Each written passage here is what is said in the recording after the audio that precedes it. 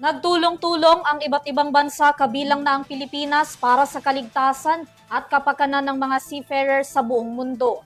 Tunghayan ang detalye sa report ni JC Pancho.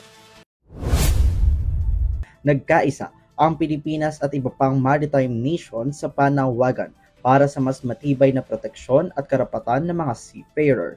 Sa Manila Accord, tiniyak ng mga lumahok na bansa na kikilalanin ang mga marino bilang haligi ng pandaigdigang kalakalan at titiyakin ang kanilang kaligtasan. 10 pangunahing bansang maritimo kabilang ang Germany, Netherlands, Norway, Spain at United Kingdom ang lumagda sa deklarasyon sa Maynila. Layunin nitong isulong ang kapakanan ng mga seafarer na magsisilbing key workers sa mga pagdadala ng pagkain, gamot, langis at iba pang mahalagang kalakal sa buong mundo.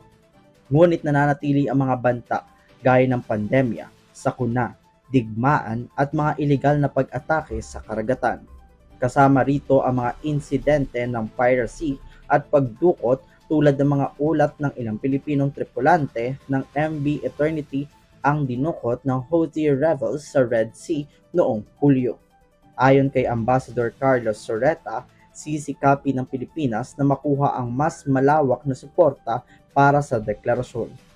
Giit naman ni Ambassador of the Philippines to the UK, Teodoro Locsin, dapat tiyakin ng lahat ng estado ang kaligtasan at dignidad ng mga mandaragat.